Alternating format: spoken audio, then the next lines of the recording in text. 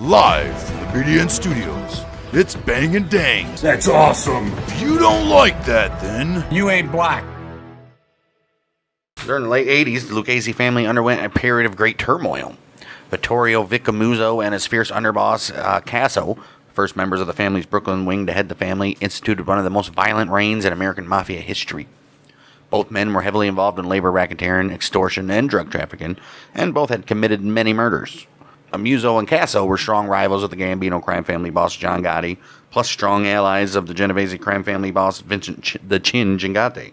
They made their reputations earlier in 1986. Angry over the murder of Gambino boss Paul Castellano, Corello and Gigante conspired to murder Gotti. Corello gave the contract to Amuso and Casso. 13th of April, 1986. Car bombing killed Gambino underboss Frank DeChico. But guess what? Didn't get Gotti. This assassination attempt sparked a long and confusing tension between these three crime families, with many deaths reported on all sides. During the late 80s, Amuso began demanding 50% of the profits generated by the Jersey crew. Damn. New Jersey leaders Anthony Asaturo and Michael Tessetta refused Amuso's demand. In retaliation, Amuso and Casso ordered the entire Jersey crew killed in the now infamous Whack Jersey order. He summoned them to a meeting in Brooklyn. Fearful for their lives, all the Jersey crew members skipped the meeting and went into hiding. Tessetta and Asaturo were later put on trial in 1990. Look at those guys. We ain't going to that meeting. Both Amuso and Casso were implicated in a case involving the fitting of thousands of windows in New York at inflated prices, and the pair went into hiding that very same year, naming Alphonse D'Arco as acting boss. They call him Little L. For the next few years, Amuso, Casso ruled the family from afar and ordered the execution of anyone they deemed troublesome, typically because they were considered rivals or potential informants. All this convinced many LUCCHESE wise guys that Amuso and Casso were no longer acting or thinking rationally. They're like, these guys ain't rationally. Well, what followed next was a series of botched hits on family members suspected of being informants.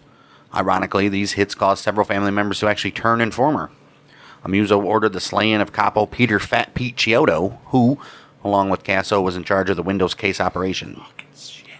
He was shot 12 times, but still survived.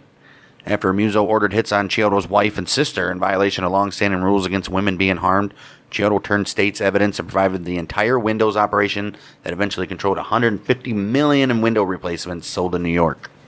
As Amuso also sanctioned the hit on Anthony Asaturo, who was on trial in 1990, he also cooperated with the government. See, why would you try to take out their wife and daughter? Right.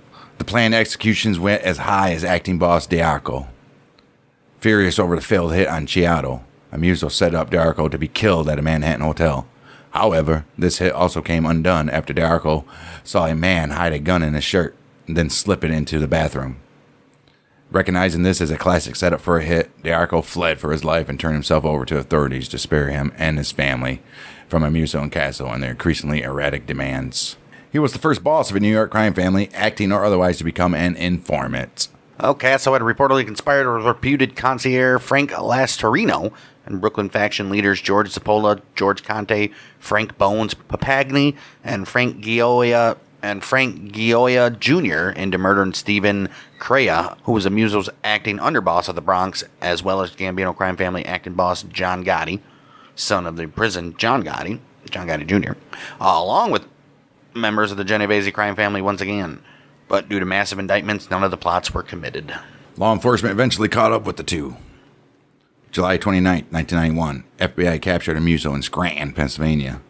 19th of January 1993, the FBI captured Casso in Mount Olive, New Jersey. Amuso steadfastly refused all offers from the government to make a deal and become a government witness. He was convicted on all charges in 1992 and sentenced to life. Believing that Casso had tipped off the FBI in hopes of taking over the family, Amuso removed Casso as underboss and declared him an outcast.